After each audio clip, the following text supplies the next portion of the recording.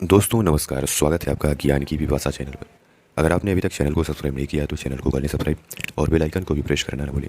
दोस्तों आज के इस ऑडियो आर्टिकल कार्यक्रम में हम ओडिशा के पुरी में निकाली जाने वाली विश्व प्रसिद्ध जगन्नाथ रथ यात्रा के बारे में बात करेंगे। तो आइए अपने ऑडियो आर्टिकल कार्यक्रम की शुरुआत करते हैं और आगे बढ़ते हैं। दोस्तों भारत के उड़ीसा राज्य के पुरी में भगवान जगन्नाथ का मंदिर है।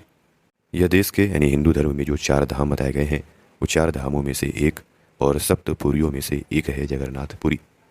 और कहते हैं कि हर सनातनी की इच्छा होती है कि अपने जीवन में कम से कम एक आध बार जगन्नाथ पुरी की यात्रा करें।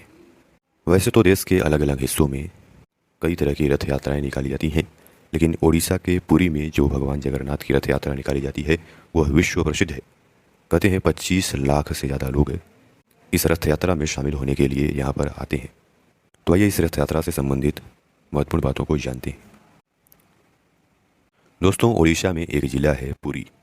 पुरी जिले में ही 12वीं शताब्दी में निर्मित है विश्व प्रसिद्ध जगन्नाथ मंदिर है। पुरी में स्थित जगन्नाथ मंदिर भारत के 4 पवित्र धामों में से एक है। 3 अन्य धामों की बात करें तो उत्तराखंड में बद्रीनाथ, गुजरात में द्वारिका और तमिलनाडु में रामेश्वरम, ये 4 धाम हैं।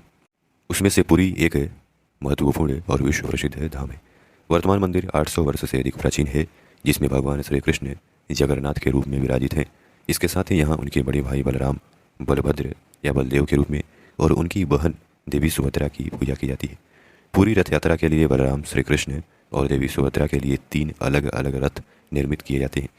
रथ यात्रा में सबसे आगे बलराम जी का रथ, उसके बाद बीच में देवी सुभद्रा का रथ और सबसे पीछे भगवान जगन्नाथ यानी श्री कृष्ण का रथ होता है। इसे उनके रंग और ऊंचाई से पहचाना जाता है। बलराम जी के रथ को तालध्वज कहते हैं, जिसका रंग लाल और हरा होता है।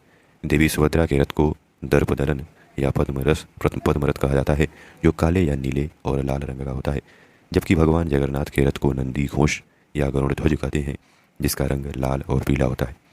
भगवान जगन्नाथ का नंदी घोष रथ 45.6 फीट ऊंचा, बलराम जी का तालध्वज 45 फीट ऊंचा और देवी सुभद्रा का दर्पदलन 44.6 फीट ऊंचा होता है। सभी का रथ नीम की पवित्र और परिपक्व काष्ठ से बनाए जाते हैं, जिसे दारू कहते हैं। इसके लिए नीम के स्वस्थ और शुभ पेड़ की पहचान की जाती है, जिसके लिए जगन्नाथ मंदिर एक खास समिति का गठन करती है। दोस्तों इन रथों के निर्माण में किसी भी प्रकार के कील या कांटे या अन्य किसी धातु का प्रयोग नहीं होता है। रथों के लिए काष्ठ का चयन बसंत पंचमी के दिन से शुरू होता है और उनका निर्माण अक्षय तृतीया से प्रारंभ हो जाता है। जब तीनों रथ तैयार हो जाते हैं तब क्षर पहनरा नामक अनुष्ठान संपन्न किया जाता है। इसके तहत पुरी के गजपति राजा पालकी में यहाँ आते हैं और इन तीनों रथों की विधिवत पूजा करते हैं और सोने की झाड़ू से रथ मंडप और रास्ते को साफ करते हैं। आषाढ़ महीने की शुक्ल पक्ष की द्वितीया तिथि को रथ यात्रा आरंभ होती है। ढोल नगाड़ों तुरही शंख ध्वनि के बीच भक्तगण इन रथों को खींचते हैं। इस बार की रथ यात्रा में कहते हैं 20 से 25 लाख लोग यहाँ पर आए थे। कहते हैं जिन्हें रथ को खींचने का अवसर प्राप्त होता है वह महाभाग्यवान माना जाता है। पौराणिक मान्यता के अनुसार रथ खींचने वाले को मोक्ष की प्राप्ति होती है। जगन्नाथ मंदिर से रथ यात्रा शुरू होकर के पुरी नगर से गुजरते हुए यह रथ गुड़ीचा मंदिर पहुँचती है। दोस्तों इस गुड़ीचा मंदिर के बारे में कहते हैं कि यह पुरी यानी जगन्नाथ मंदिर से 3 किलोमीटर की दूरी पर है। यहाँ भगवान जगन्नाथ, बलभद्र और देवी सुभद्रा 7 दिनों के लिए विश्राम करते हैं। गुड़ीचा मंदिर में भगवान जगन्नाथ के दर्शन को आड़व दर्शन कहा जाता है। गुड़ीचा मंदिर को गुड़ीचा वाड़ी भी कहते हैं। यह भगवान की मौसी का घर है। इस मंदिर के बारे में पौराणिक मान्यता है कि यहीं पर देवशिल्पी विश्वकर्मा ने भगवान जगन्नाथ, बलभद्र और देवी की प्रतिमाओं का निर्माण किया था। कहते हैं कि रथ यात्रा के तीसरे दिन यानी पंचमी तिथि को देवी लक्ष्मी भगवान जगन्नाथ को ढूंढते हुए यहाँ आती हैं। तब द्वैतापति दरवाजा बंद कर देते हैं, जिससे देवी लक्ष्मी रुष्ट होकर के रथ का पहिया तोड़ देती और हेरा गोहरी सारीपुरी नामक एक मोहल्ले में जहाँ देवी लक्ष्मी का मंदिर है वहाँ लौट जाती हैं। बाद में भगवान जगन्नाथ के द्वारा रुष्ट देवी लक्ष्मी मनाने की परंपरा भी है। यह मान मनोबल संवादों के माध्यम से आयोजित किया जाता है, जो कि एक अद्भुत भक्ति रस उत्पन्न करती है। आषाढ़ महीने के 10वें दिन सभी रथ पुनः मुख्य मंदिर की ओर प्रस्थान करते हैं। रथों की वापसी की इस यात्रा की रस्म को बहुड़ा यात्रा कहते हैं। जगन्नाथ मंदिर वापस पहुंचने के बाद भी सभी प्रतिमाएं रथ पर ही रहती हैं। देवी देवताओं के लिए मंदिर के द्वार अगले दिन एकादशी को खोले जाते हैं। तब विधिवत स्नान करवाकर वैदिक मंत्रोच्चार के बीच देव विग्रहों को पुनः प्रतिष्ठित किया जाता है।